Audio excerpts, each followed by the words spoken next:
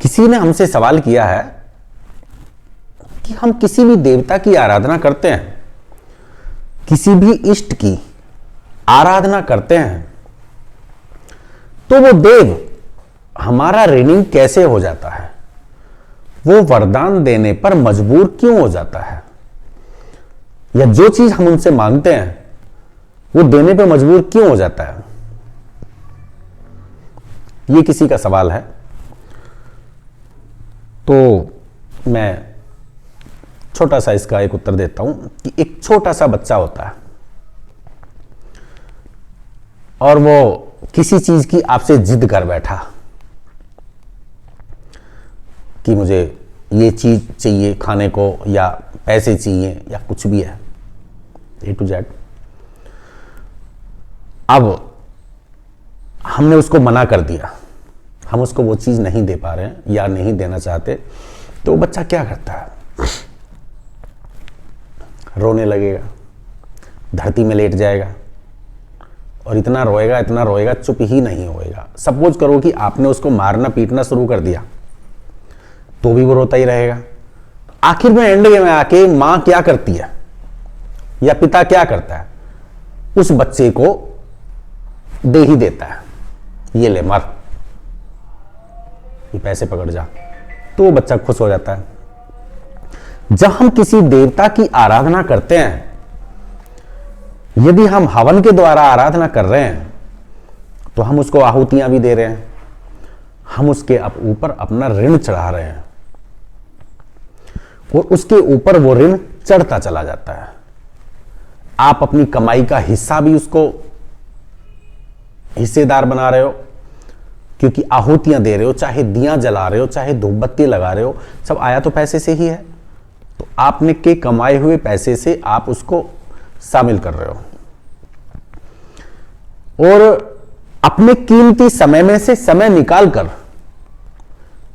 काम धंधा छोड़कर आप उस देवता की आराधना में लग जाते हो, तो वो देवता देखता है, आपकी श्रद्धा भी देखता है, आपकी मजबूरी भी देखता है, आप क्या चाहते हो, क्या ईश्वर से चाह रहे हो, उसको भी देखता है।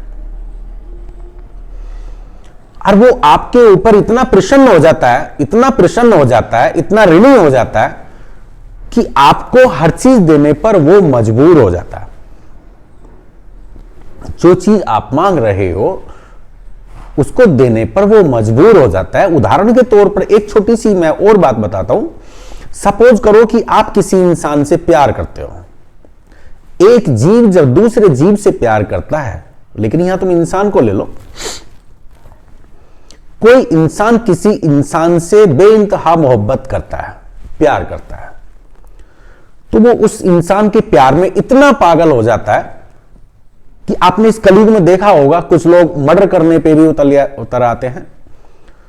और प्यार करने वाले इंसान की पूर्ति करने के लिए यदि वो कोई हमसे किसी चीज की डिमांड कर रहा है, उसको देने के लिए चाहे हमें चोरी करनी पड़े या कुछ भी करना पड़े या मेहनत करनी पड़े, लेकिन उस चीज की प्राप्ति करके हम उसको देंगे, क्योंकि हम मजबूर हैं, हम उसके बस में हैं।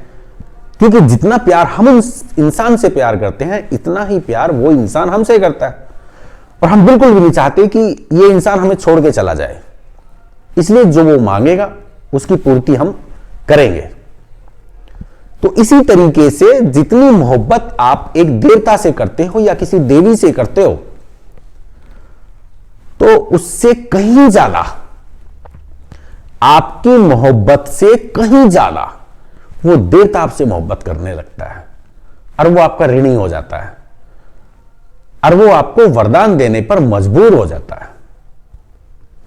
चाहे वो वरदान है, चाहे वो कोई और चीज वस्तु है, कुछ भी है, वो देने पर मजबूर हो जाता है, क्योंकि वो आपका ऋणी हो जाता है। आपने अपना कीमती वक्त भी दिया है, अपनी कमाई का हिस्सा भी दिया है, आपने उससे दिल लगाया है। तो मेरा कहने का मतलब यह है, इसमें कोई खास वो नहीं है। एक ऋणी, एक कर्ज आप उस देवता के ऊपर चढ़ा देते हो और वो आपका ऋणी हो जाता है। जो आप मांग करोगे उसको देना पड़ता है।